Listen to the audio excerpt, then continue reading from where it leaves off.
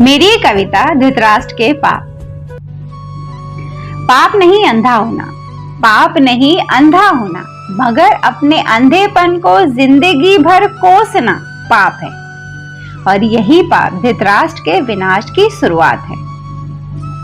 पाप नहीं राजा बनने का सपना देखना, पाप नहीं राजा बनने का सपना देखना, मगर अधिकार से ज्यादा पाने को खुद को गिराना पाप है। और यही पाप धृतराष्ट्र के लोभी लालची होने का आधार है। पाप नहीं ब्याह रचाना, पाप नहीं ब्याह रचाना, मगर अपनी सबसे बड़ी कमी को अपने जीवन साथी से छुपाना पाप है। और यही पाप गांधारी के साथ हुए छल का प्रमाण है। पाप नहीं स्वयं की काम वासना मिटाना, पाप नहीं स्वयं की काम वासना मिटाना, मगर अपने पत्नी के अलावा किसी और के साथ संबंध बनाना पाप है। और यही पाप धृतराष्ट्र के पुत्र युयुत्सु का जीवन दान है। पाप नहीं पुत्र मोह रखना, पाप नहीं पुत्र मोह रखना, मगर अपने पुत्र को धर्म और अधर्म का फर्क ना समझाना पाप है। और यही पाप महाभारत युद्ध का परिणाम है। पाप नहीं अपने पुत्र को लाड़ प्यार जताना, पाप नहीं अपने पुत्र को लाड़ प्यार जताना, मगर अपने पुत्र की गलतियों पर डांट फटकार न लगाना पाप है। और यही पाप दुर्योधन के बिगड़े स्वभाव का उत्पात है। पाप नहीं राजसभा में द्वैत खेलना, पाप नहीं राजसभा में द्वैत खेलना, मगर अपमानित होती कुलवधू की चीख पुकार न सुनना पाप है। और यही पाप धृतराष्ट्र के कुल का सर्वनाश है। पाप नहीं युद्ध भूमि का हाल संजय के मुख से सुनना, पाप नहीं युद्ध भूमि का हाल संजय के मुख से सुनना, मगर कृष्ण के ज्ञान को सुनकर भी युद्ध ना रुकवाना पाप है। और यही पाप ने लिए धृतराष्ट्र के 100 पुत्रों के प्राण है। पाप नहीं अपना बाहुबल दिखाना, पाप नहीं अपना बाहुबल दिखाना, मगर प्रतिशोध की ज्वाला में जलकर भीम पर झूठा प्यार दिखाना पाप है। और यही पाप धृतराष्ट्र के मलिन हृदय की पहचान है। Thank you so much. आप सब ने अपना कीमती वक्त देकर मेरी इस कविता को सुना और मुझे उम्मीद है मेरी कविता आप सभी को बहुत अच्छी लगी होगी। और अगर अच्छी लगी हो तो मेरे वीडियो के ठीक नीचे एक रेड कलर का सब्सक्राइब बटन है और एक बेल आइकॉन है, उसे भी दबा दीजिए ताकि मेरा हर नया वीडियो आप तक आसानी से पहुंच सके और मैं आप सबके दिलों तक भी आसानी से पहुंच सकूं। तो आज की मेरी कविता का शीर्षक है धृतराष्ट्र के पाप। तो ओवरऑल देखिए धृतराष्ट्र के बारे में मैं बस इतना कहूंगी कि वो कोई पुण्य आत्मा तो ऑब्वियसली नहीं ही थे। मुझे सबसे अजीब बात धृतराष्ट्र के बारे में ये लगी कि जब श्री कृष्ण जी गीता का ज्ञान दे रहे थे अर्जुन जी को, तो उन्होंने वो सारे ज्ञान को सुना, वो सारे जो है कि बातें उन्होंने सुनी और सुनकर भी युद्ध को नहीं रुकवाया। तो मुझे लगता है उन्होंने इसलिए नहीं रुकवाया क्योंकि उनको ये भी पता था कि जो है कि दुर्योधन की परवरिश ऐसी नहीं है कि वो पिता ने कुछ कहा और वो मान लेगा। दुर्योधन का वो संस्कार ही नहीं था दुर्योधन के पास कि माता पिता ने जो कहा उस बात को मान लेनी है।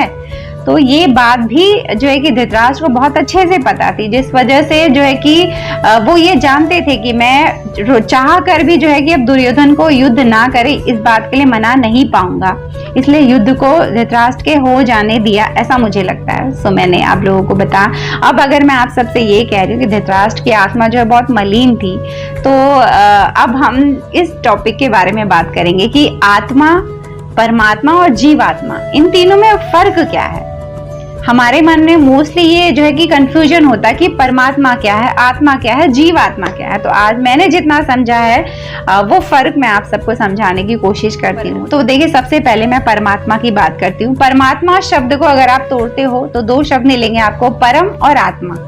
परम का क्या अर्थ होता है? सर्वोच्च, सबसे उत्तम आत्मा जिसकी है वो है हमारे परमात्मा। ठीक, अब परमात्मा में से ही हम कहते हैं ना कि हमें ईश्वर का अंश है, तो परमात्मा की ही जो सर्वोच्च, सबसे उच्चतम, सबसे सुंदर, सबसे पवित्र, सबसे शुद्ध जो आत्मा है, उस आत्मा का छोटा सा अंश निकला। तो वो छोटा सा अंश जब निकलता है तब उसको कहते हैं आत्मा निकली। और वो आत्मा जब मेरे शरीर के अंदर आ गई तब मैं कहूंगी कि अब वो मेरी जीवात्मा बन जाती है। आत्मा देखिए कहने को कहा जाता है, हम ये नहीं कहेंगे कि अब मैं अगर अपनी बात करूं तो मैं ये कहूंगी कि मैं जीवात्मा हूं। आप अगर बात करोगे तो आप अपने लिए भी यही कहोगे कि आप एक जीवात्मा हो। लेकिन हम सारे जब कहेंगे तो हम क्या कहेंगे? हम ये नहीं कहेंगे जीवात्मा जीवात्मा, नहीं, हम ये कहेंगे हम सब में आत्मा है। ठीक है, फर्क होता है। देखिए, आत्मा है, लेकिन आत्मा जब जो है कि शरीर से जुड़ती है तो वो जीवात्मा बन जाती है। इस बात को हमें समझना होता है कि जब परमात्मा का एक अंश जो है आत्मा बनकर निकलता है तो वो हर एक जीव से जब जुड़ता है तो वो उसकी एक इंडिविजुअल जीवात्मा बन जाती है। तो इस बात में फर्क है। अब जैसे मैं ये भी कह सकती हूँ कि मुझ में आत्मा है और ये भी कह सकती हूँ कि मुझ में जीवात्मा है। जीवात्मा बताने का मतलब देखिए फर्क इतना होता है कि मैं ये कहूँ कि मैं एक लड़की हूँ और मैं अगर ये कहूँ कि मैं अनीता हूँ।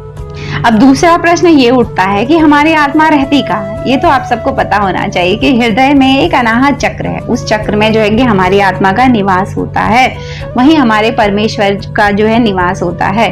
अब तीसरा प्रश्न ये उठता है आत्मा से जुड़ा कि हमारी आत्मा हमारे शरीर में आती कब है?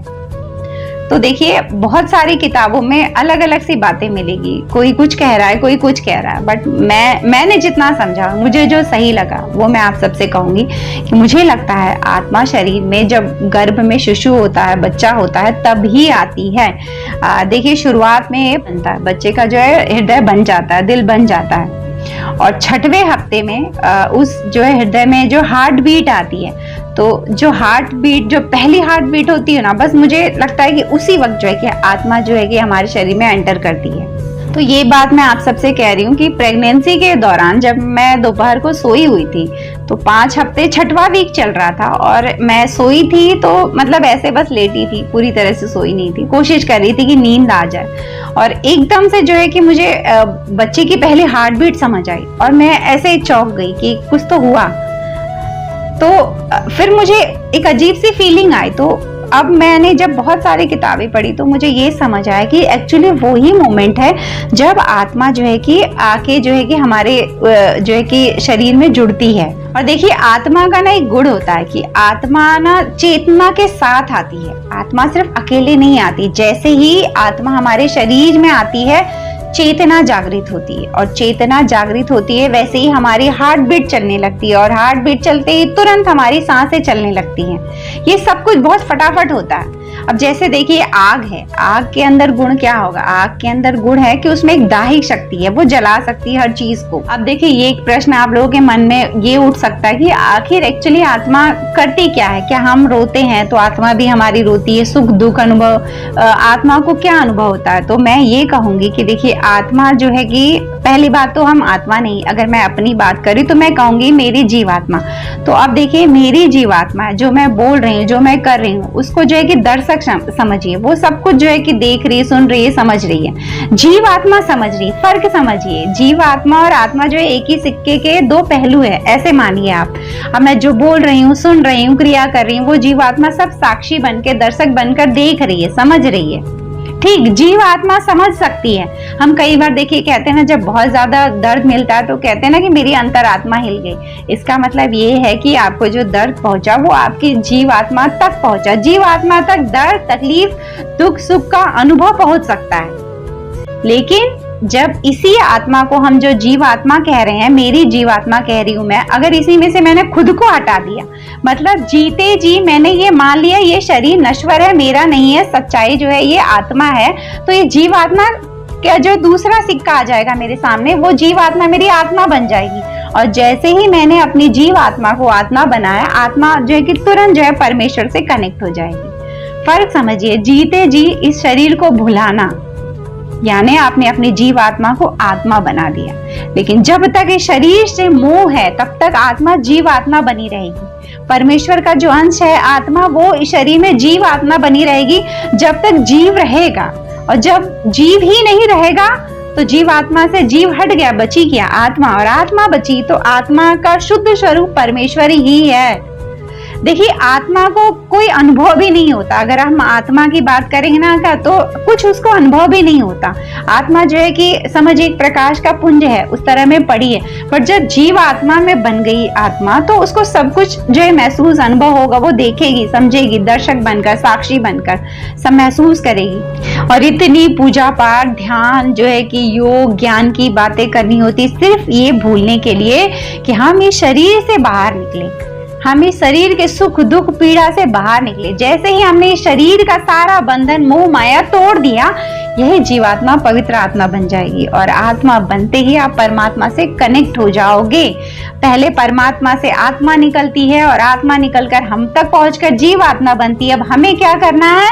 फिर से जो है कि जीवात्मा से जीव को हटाना है, फिर से आत्मा बनानी है और परमात्मा तक पहुंचना है। जितने आसान शब्दों में हो सकता था, मैं इन तीनों में जो है कि संबंध और फर्क बताए जा रही हूँ आप सभी को। तो आत्मा जो है ना, उसको एक आप शुद्ध चेतना समझिए, लेकिन जब वो आत्मा जीव आत्मा बनती है, तो उस चेतना को हम मलिन करने लगते हैं, उस आत्मा को हम मलिन करने लगते हैं। तो जीव आत्मा जो है कि को मलिन किया जा सकता है, लेकिन आत्मा को जो है कि मलिन नहीं किया जा सकता है। हर इंसान जो है अपनी जीव आत्मा को जो है कि पापी बना सकता है, मलिन कर सकता है, बहुत जो है कि उसको दुखी कर सकता है, उसको सुखी कर सकता है, उसको परेशान कर सकता है जीव आत्मा को। लेकिन मेरा मानना ये है कि आत्मा जो है अछूती होती है, आप वहां तक पहुंच ही नहीं पाए हो अभी तक, जब तक जो है कि जीव आत्मा से जीव का पूरा भ्रम मोह माया नहीं टूटती, तब तक आप आत्मा तक नहीं पहुंचते हो। जैसे ही आप जो है सारा भ्रम मोह माया तोड़ते हो, वैसे ही जीव आत्मा का दूसरा सिक्का हमारे सामने आता है, और वो आत्मा वो होती है जहाँ कुछ अनुभव नहीं होता, सुख का न दुख का।